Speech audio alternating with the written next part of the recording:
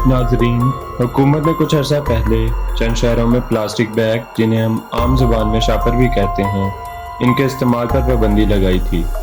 लेकिन बदकिस्मती से ये हमारी ज़िंदगी का लाजमी हिस्सा बन गए हैं, जिनसे जान छुड़ाना इतना आसान नहीं जब तक इसका कोई बेहतर मुतबादिल न मौजूद हो। लेकिन वो कौन सी वजूहात हैं जिनकी वजह से इसके इस्तेमाल से मना किया जाता है? आप जानकर हैरान होंगे कि हमारे इस इस्तेमाल से हर साल बहुत से जानदार मरते हैं, और ये उन चीज़ों में से है जो कभी भी मुकम्मल तौर पर ख़त्म या तहलील नहीं हो सकता। लिहाजा ये किसी न किसी सूरत में हमारे माहौल और इस ज़मीन में जमा होता रहता है। हम जितना इसको इस्तेमाल करेंगे उतना ही ये इकट्ठा होता रहेगा। ये हमारी सेहत के लिए भी नुकसानदेह है। इसको जलाकर ख़त्म करना भी ठीक नहीं, क्योंकि इससे भी ख़तरनाक धुआं बनता है। प्लास्टिक ज़्यादातर पेट्रोलियम और कुदरती गैस की मसनूआत से बनाया जाता है। पूरी दुनिया की तेल की सप्लाई का 10% प्लास्टिक की तैयारी में इस्तेमाल होता है, और इसके बनने के अमल में भी ग्रीन हाउस गैसेस खारिज होती हैं, जो माहौल को आलूदा करती हैं। क्या आप जानते हैं कि पिछले 65 सालों में लगभग 8 अरब टन प्लास्टिक तैयार हो चुका है, जिसमें से आधे से ज़्यादा ज़मीन पर मलबे की शक्ल में मौजूद है और तकरीबन 30% ज़ेरे इस्तेमाल है, जबकि 3% यानी 8 मिलियन टन प्लास्टिक दरियाओं और समंदर के करीबी इलाकों से समंदरों में जमा हो चुका है।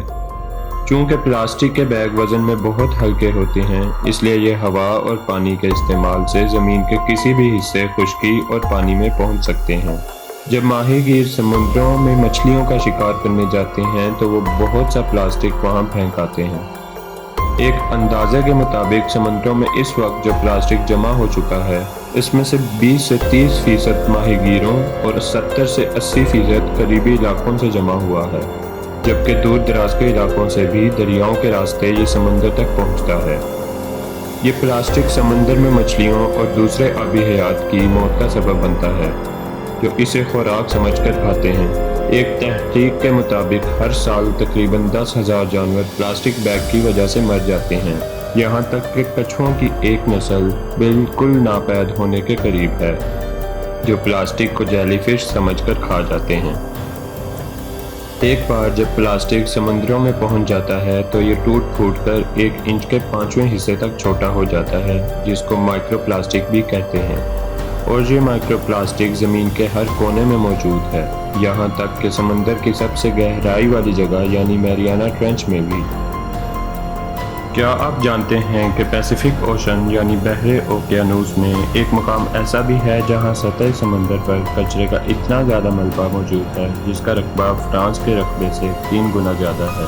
इसमें ज़्यादातर प्लास्टिक, जो मुकम्मल तौर पर तहलील नहीं होता, सिर्फ छोटे से छोटे साइज़ का होता है, मौजूद है। इसी तरह कुछ परिंदे और खुश्की के जानवर जैसे हाथी और ऊंट भी प्लास्टिक के खाने से बीमार होते या मर जाते हैं, और जब इंसान किसी ऐसे जानवर का गोश्त खाएं तो उनकी सेहत पर भी असरअंदाज होता है। लिहाजा अगर इसकी तादाद और इस्तेमाल पर काबू ना पाया गया तो इसके मलबे का ढेर बढ़ता ही जाएगा, और इंसान बाकी रहे या ना रहे, प्लास्टिक ज़रूर रहेगा। लिहाजा हुकूमतों को इसके मुतबादिल पर तवज्जो देना होगी। हमारी वीडियो आपको कैसी लगी? अपनी राय ज़रूर दें और हमारे चैनल से जुड़े रहिए।